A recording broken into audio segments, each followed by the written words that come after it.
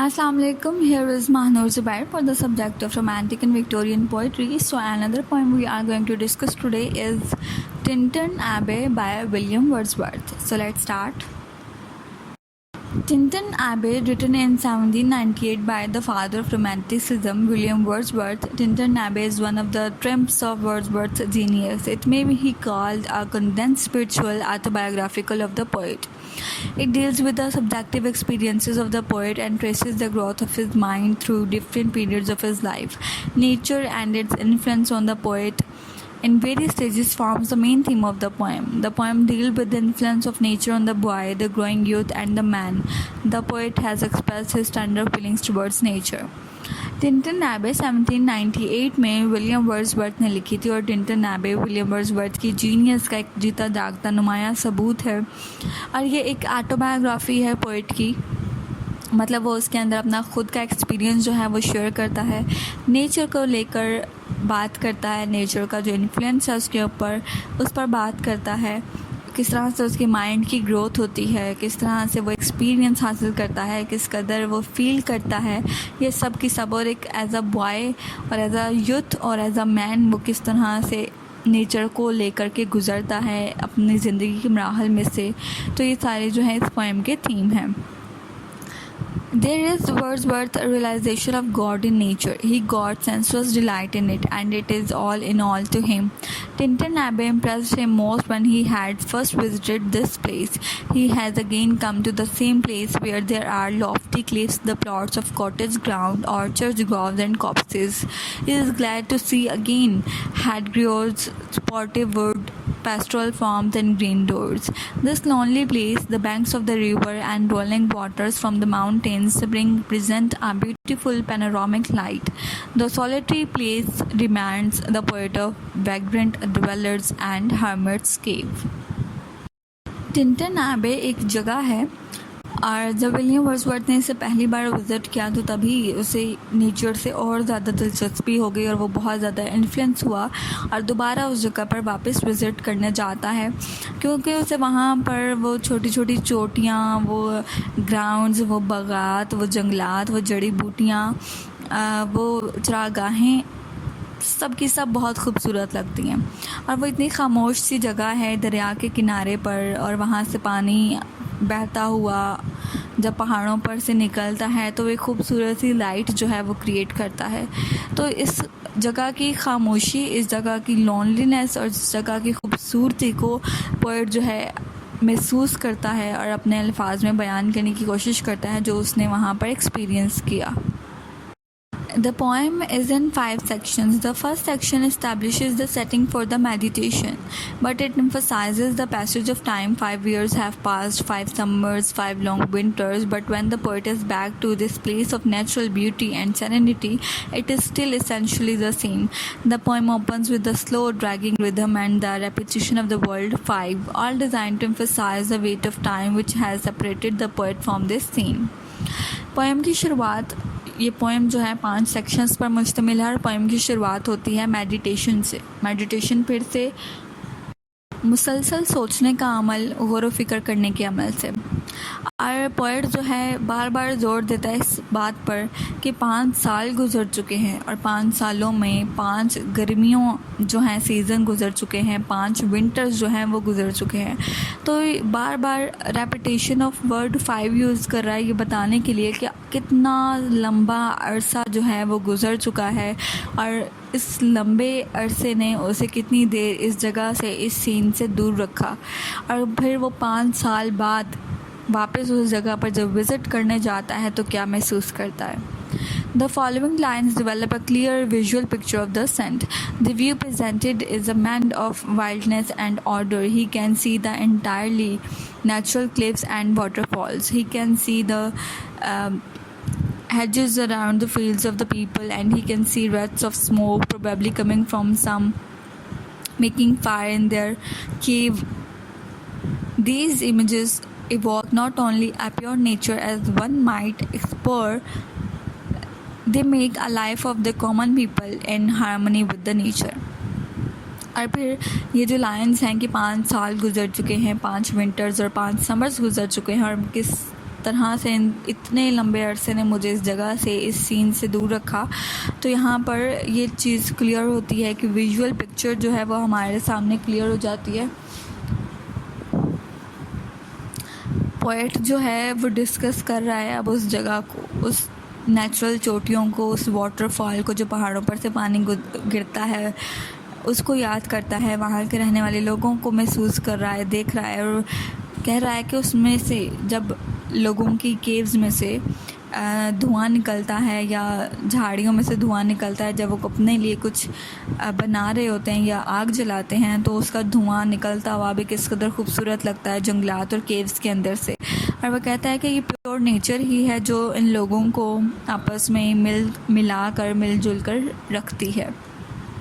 The second section begins with the meditation. The poet now realizes that these beauteous forms have always been with him, deep-seated in his mind, wherever he went. This vision has been felt in the blood and felt alone the heart. That is, it has affected the whole being. They were not absent from his mind like from the mind of a man born blind. In hours of weariness, frustration and anxiety, these things of nature used to make him feel sweet sensation in his very blood, and he used to feel it at the level of the impulse rather than in his waking consciousness and true reasoning. From this point onward, Wordsworth begins to consider the sublime of nature, and his mystical awareness becomes clear. Wordsworth's idea was that human beings are naturally uncorrupted. और अगले ही section में दोबारा से meditation कर रहा है, सोच विचार कर रहा है, मसलसल सोचने की हालत में है विलियम वर्ड्सवर्थ, और वो रियलाइज़ करता है कि जो खूबसूरती है इस जगह की, टिंटन एबे की जो खूबसूरती है, ये मैंने कभी भूला ही नहीं था। चाहे 5 साल, 5 समर्स, 5 विंटर्स ही क्यों ना गुजर गए हों, उस जगह की खूबसूरती, उसका विजन मेरे दिल में, मेरे जहन में बसा हुआ है। मैं आज भी उसे वैसा का वैसा ही महसूस कर सकता हूँ, उसकी खूबसूरती को देख सकता हूँ। ये मेरे दिल और दिमाग से कहीं गया ही नहीं उसका ये व्यू। कहता है जब भी परेशान होता हूँ, उदास होता हूँ, गुस्से में होता हूँ, बेचैन होता हूँ, तो ये इसकी जो स्वीट सेंसेशन है उस जगह की, टिंटन एबे की स्वीट सेंसेशन मेरे खून में रच बस जाती है और वापस मेरे दिल को तेज़ कर देती है, मेरे दिल को खुशनुमा कर देती है, और मैं वापस जो है खुश महसूस करता हूँ, अच्छा महसूस करता हूँ, अच्छे मूड में हो जाता हूँ। तो यहाँ पर विलियम वर्ड्सवर्थ नेचर को बहुत ज़्यादा सब्लाइम पेश करते हैं, बहुत ज़्यादा उसकी अज़मत पेश करता है, बहुत खूबसूरत, और उसको मिस्टिकल बनाकर हमारे सामने क्लियर करता है। विलियम वर्ड्सवर्थ का कहना है कि इंसान नेचुरली करप्ट नहीं है। The third section contains a kind of doubt. The poet is probably reflecting the reader's possible doubt so that he can go on to justify how he is right and what he means. He doubts for just a moment whether this thought about the influence of nature is vain, but he can go on. He claims, yet how often amid the joyless daylight, fretful and unprofitable fever of the world have I turned to the nature for inspiration and peace of mind. He thanks the Savlan Way for the everlasting influence it has imprinted on his mind. His spirit has very often turned to his river for inspiration when he was losing the peace of mind or the path and meaning of life. The river here becomes a symbol of spirituality. और third section में William Wordsworth एक doubt जैसी, एक शक जैसी, बेयकीनी जैसी सूरत हाल create करता है, और वो समझता है कि उसके रीडर्स भी उसकी बात से ऐसे ही डाउट में होंगे कि नहीं समझ पा रहे कि विलियम वर्ड्सवर्थ आखिर कहना क्या चाह रहा है। तो वहाँ पर वो एक लम्हे के लिए रुकता है और सोचता, विचार करता है और कहता है कि मेरे लिए ये जगह जो है, वो टिंटन एबे जो जगह है, उसकी स्वीट सेंसेशन, वो नेचर जो है एक इंस्पिरेशन है। ये मेरे दिल को, मेरे जहन को सुकून देती है। ये इसका एक एवर लास्टिंग इम्पैक्ट जो है वो मेरे जहन पर है। सो जब भी मैं महसूस करना चाहूँ अपनी स्पिरिट को, उस स्पिरिचुअलिटी को, तो मैं उन दरियाओं का सोचता हूँ जो वहाँ पर बहते हैं। और वो दरिया जो हैं, जब भी मैं अपने जहन की गहराइयों में जाऊँ, या जब भी मैं बेचैन हूँ, या जब भी मैं उदास हूँ, तो वो दरिया जो हैं मुझे ज़िंदगी का दोबारा से एक मतलब देते हैं, एक इंस्पिरेशन देते हैं। तो यहाँ पर रिवर का जो जिक्र किया गया है विलियम वर्ड्सवर्थ की तरफ से, वो सिर्फ यही है कि वो ऐसा सिंबल शो कर रहा है स्पिरिचुअलिटी को। वो रिवर्स को अपनी स्पिरिट कह रहा है कि मुझे उनसे इंस्पिरेशन मिलती है। Though the poet has become serious and perplexed in the fourth section, the nature gives him courage and spirit enough to stand there with a sense of delight and pleasure. That is so typical of Wordsworth that it seems he can't write poetry without recounting his personal experience, especially those of his childhood. Here it also begins from the earliest of his days. It was first the coarse pleasures in his boyish days, which have all gone by now. Fourth section में आकर के William Wordsworth का mood थोड़ा सा serious हो जाता है, लेकिन फिर भी नेचर उसको करेज करती रहती है, इंस्पायर करती रहती है और वो खुशी या मुस्तरद महसूस करता रहता है। विलियम वर्ड्सवर्थ ने अपने ज़्यादातर पोएम्स जो हैं वो अपने पर्सनल एक्सपीरियंस पर लिखी हैं, अपने बचपन के दिनों पर लिखी हैं, अपने बॉयज डेज पर लिखी हैं। लेकिन अब वो कहता है कि सारे एक्सपीरियंसेस मेरे जा चुके हैं, that time is past and all is acting joys are no more. कहता है वो मेरे बचपन के दिन और मेरे जो बॉयश वाले दिन थे, यूथफुल वाले जो दिन थे, वो अब गुजर चुके हैं और उनकी खुशियाँ भी अब गुजर चुकी हैं, मैं महसूस नहीं करता उनको। And all his dizzy raptures, और उन्हें कैप्चर करने के लिए, मेरी त्वचा को कैप्चर करने के लिए वो जो खूबसूरती थी बचपन की, वो जो बॉयश डेज के जो दिन थे, वो अब नहीं हैं। But the poet doesn't mourn for them. He doesn't even grumble about their loss. Clearly, he has gained something in return.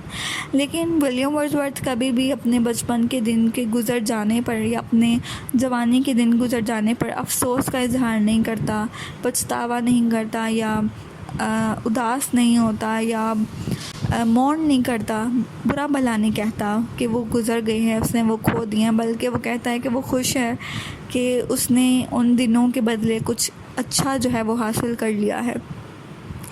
Other gifts have followed for such loss. कहते हैं मुझे उस लॉस के बदले, मतलब अपने चाइल्डहुड को खो देने या अपने जवानी के दिनों के बदले में बड़े अच्छे गिफ्ट्स मिल गए हैं।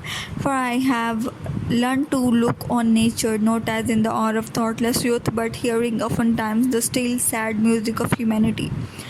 तो उसको गिफ्ट क्या मिला है? विलियम वर्ड्सवर्थ कहता है कि मेरे लिए बड़ी अच्छी बात है कि मैंने नेचर पर देखना शुरू कर दिया है, नेचर को महसूस करना शुरू कर दिया है, और जिस तरह से वैसे महसूस नहीं कर पा रहा जैसे बच्चे करते हैं या जवानी के दिनों में लोग करते नहीं। कहता है मैं उससे भी ज़्यादा मैच्योर होकर, उससे भी ज़्यादा अच्छा होकर नेचर को महसूस कर रहा हूँ। एक इंसानियत का जो एक सैड म्यूज़िक है, जब मैं खामोशी से नेचर को देखता हूँ, समझता हूँ, तो मुझे वो सुनाई देता है।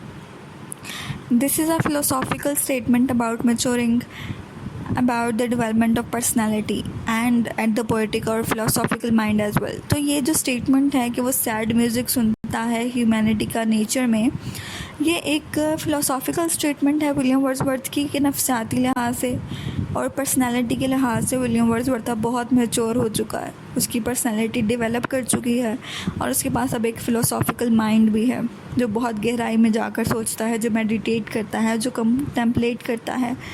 So now the poet is able to feel a joy of elevated thought, a sense sublime and far more deeply interfused. He feels a sense of sublime in the working of supreme power to the light of the setting sun in round oceans and in the blue sky. He is of opinion that emotion and a spiritual impel all thinking things. और अब चल कर के चूँकि poet जो है वो mature हो चुका है, रियलाइजेशन तक आ चुका है, डेवलप हो चुकी है उसकी पर्सनालिटी, तो वो इन सब चीज़ों में, नेचर में बहुत ज़्यादा इंटरेस्ट लेता है, नेचर बहुत इन्फ्लुएंस करती है उसको, और वो नेचर को बहुत एक सेंस ऑफ सबलाइम बताता है, बहुत अजमत, बहुत बढ़ा चढ़ा कर, बहुत आइडियलिस्टिक वे में नेचर को बताता है। और कहता है कि मैं नेचर को वैसे देखता हूँ जैसे कोई भी नहीं देख पाता, चाहे वो छोटा बच्चा हो या एक जवान लड़का हो, मैं वैसा नहीं देखता, बल्कि मैं और ज़्यादा मैच्योर होकर के नेचर को देखता हूँ। मैं गुरूब होते हुए सूरज को देखता हूँ, दरियाओं को, समुद्रों को, नीले आसमानों को जब देखता हूँ, तो ये एक ऐसा मोशन है उन सब चीज़ों का जो मैं महसूस करता हूँ नेचर में। The fifth and last section continues with the same meditation from where the poet addresses his younger sister Dorothy, whom he blesses and gives advice what he has learnt. He says that he can hear the voice of his own youth when he hears her speak, the language of his former heart. He can also read my former pleasure in the soothing lights of the wild eyes. He is excited to look at his own youthful image in her. He says that nature has never betrayed his heart, and that is why they had been living from joy to joy. Nature can impress the mind with quietness and beauty and feed it lofty thoughts that no evil tongues of the human society can corrupt their hearts with any amount of contact with it. Fifth section में William Wordsworth दोबारा से meditation मुसलसल सोच की हालत में आता है, गौर फिक्र करता है और वो अपनी यंगर सिस्टर ड्रॉथी को मेंशन करता है यहाँ पर। वो कहता है कि मैं अपनी सिस्टर को बताता हूँ उन सब नसीहतों के बारे में या जो एक्सपीरियंसेस मैंने अपनी ज़िंदगी में हासिल किया, मैं उसके बारे में उसे बताता हूँ। और ख़ास करके वो कहता है कि मुझे अपनी सिस्टर के अंदर, अपनी बहन के अंदर मुझे अपनी जवानी नज़र आती है। मेरी सिस्टर अभी वो ज़िंदगी गुजार रही है जो मैंने अपनी जवानी में ज़िंदगी गुजारी थी, वैसे ही जॉय, वैसे ही खुशियाँ, वैसे ही प्लेजर। कहता है कि मैं महसूस कर सकता हूँ कि वापस मेरी सिस्टर की जो ज़िंदगी है अभी, क्योंकि वो बहुत यंग है, तो जैसे मैं यंग था तो मुझे अपने दिनों की याद आ जाती है। और वो कहता है कि नेचर को जितनी देर तक हम थामे रखते हैं तो नेचर हमें कभी भी बोर नहीं करती और ना ही कोई चीज़ ऐसी हमें ईविल कर सकती है, हमें ख़राब कर सकती है, ना ही हमें करप्ट कर सकती है, ना हमारे दिलों को, ना हमारे सोल्स को, अगर हम नेचर को करीब रखते हैं। The poet has expressed his honest and natural feelings to nature's superiority. The language is so simple and lucid that one is not tired of reading it again and again. The sweetness of style touches the heart of a reader. The medium of this poem is neither ballad nor lyrical, but an elevated blank verse. The blank verse that is used in its low-toned, familiar, and moves with sureness, sereneness, and inevitable ease. It has the quiet pulse suggestive of central peace, which is felt in all his great poetry. This is the beauty of Wordsworth's language. William Wordsworth की ये poem express करती है William Wordsworth की honest feelings को, जो वो nature को लेकर के महसूस करता है। नेचर की सुपीरियॉरिटी पर जैसे वो बात करता है, उसकी ऑनेस्ट फीलिंग्स हमारे सामने आती हैं। इस पोएम के अंदर विलियम वर्ड्सवर्थ ने इतनी सिंपल लैंग्वेज यूज़ की है कि आप इसे बार बार बड़ी आसानी से पढ़ सकते हैं। इसका स्टाइल इतना स्वीट है कि ये आपके सीधे दिल को टच करती है, रीडर के माइंड को टच करती है, रीडर के हार्ट को टच करती है। और इस पोएम का अंदाज़ जो है वो ब्लैंक वर्स में लिखा गया है। विलियम वर्ड्स ने इस पोइट्री में इस पोएम को ब्लैंक वर्स में यूज़ किया है, जो कि काफ़ी इजी है, लो टोन्ड है, फैमिलियर है और इजी टू मूव है। और इसके सेंट्रल सजेस्ट क्या है कि विलियम वर्ड्सवर्थ की पोएट्री की खासियत ही यही है कि वो नेचर को बहुत सुपीरियॉरिटी या सबलाइम करके पेश करता है। और यही तो विलियम वर्ड्सवर्थ की लैंग्वेज की खूबसूरती भी है कि वो इस अंदाज़ में अपने एक्सपीरियंसेस को या नेचर को बताता है कि वो डायरेक्ट रीडर के माइंड को अट्रैक्ट करती है या टच करती है।